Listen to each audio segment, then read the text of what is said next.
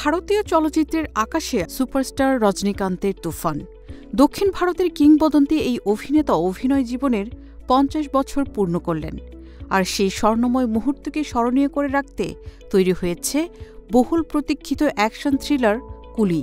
সিনেমাটির পরিচালক স্বনামধন্য লোকেশ কানাগরাজ, যার নাম শোনা মানেই দর্শকের মনে এক বিশেষ উত্তেজনা।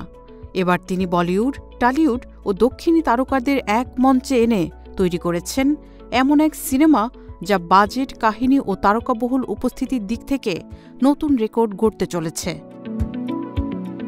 ভারতীয় গণমাধ্যমের খবর অনুযায়ী কুলি নির্মাণে খরচ হয়েছে প্রায় ৩৫০ কোটি রুপি। শুধু তাই নয়, প্রিন্টিং, প্রমোশন এবং বিপণনের জন্য আরও ২৫ কোটি রুপি ব্যয় হওয়ায় মোট বাজেট দাঁড়িয়েছে প্রায় ৩৭৫ কোটি রুপির বিশাল অঙ্কে। ভারতের সিনেমা ইতিহাসে এ ধরনের বিনিয়োগ হাতে গোনা কয়েকটি ছবির ক্ষেত্রেই দেখা গেছে।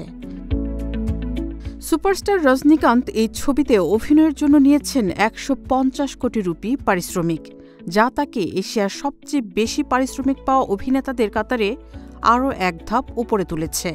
পরিচালক লোকেশ কানাগরাজও পেয়েছেন প্রায় ৫০ কোটি রুপি। যদিও অন্যান্য তারকা শ্রুতি হাসান, সত্যরাজ ও উপেন্দ্রর পারিশ্রমিকের সঠিক পরিসংখ্যান প্রকাশিত হয়নি, তবে চলচ্চিত্র বিশ্লেষকদের ধারণা তারাও মোটা অঙ্কের সম্মানে পেয়েছেন। এই ছবির গল্প ও সংলাপ লিখেছেন স্বয়ং লোকেশ কানাগরাজ। কাহিনীতে রজনীকান্ত এক সাধারণ কুলি বা শ্রমিকের ভূমিকায়, যিনি দুর্নীতি ও অন্যায়ের বিরুদ্ধে লড়াইয়ে নেমে পড়েন।